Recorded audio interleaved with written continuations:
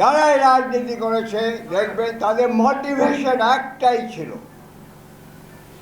কিভাবে এমপি হওয়া যায়, মন্ত্রী হওয়া যায়, দলের একটা পদ ধরা যায়।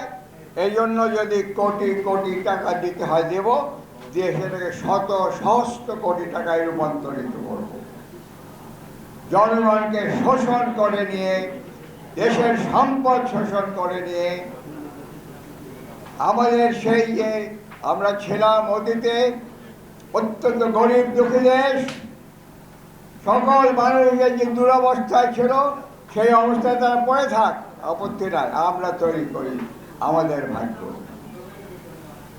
এই জন্য আমি বলবো 5ই আগস্টে আমাদের ছাত্র জনতা চরম আত্মত্যাগের মাধ্যমে যে স্বৈরতন্ত্র উৎখাত করেছে,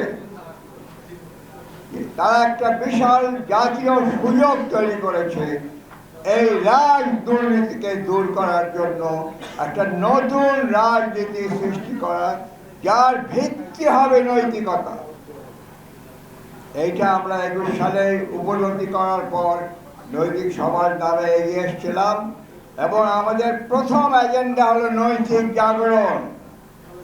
রাজনৈতিক দলগুলোর ভিতরে নৈতিক শিক্ষা, নেতাদের মধ্যে নৈতিক শিক্ষা। যে নেতা চুরি করবে, ঘুষ খাবে, দুর্নীতি করবে, ক্ষমতার অপব্যবহার করবে, আমরা আছি, বলুন ভাইরা, আমরা কি সেই সব নেতাদেরকে ফেলে দিতে পারি না? কেন দেই না? ভাবতে হবে, প্রশ্ন করতে হবে, সমাজে প্রশ্ন তুলতে হবে। দলের কাছে কেন আমরা বিক্রি হয়ে যাব?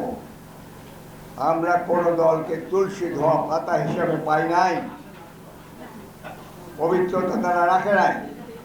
এই জন্য বলবো, আজকে মহান ছাত্র জনতা যে অভ্যুত্থান হয়েছে, যাকে বলা একটা বিপ্লব হয়েছে, সেই বিপ্লবের মূল উদ্দেশ্য হলো এই রাজনীতির মধ্যে থেকে যত চুরি, ঘুষ, দুর্নীতির সুযোগ আছে, এই সুযোগগুলোকে বের করে ধ্বংস করে দেওয়া।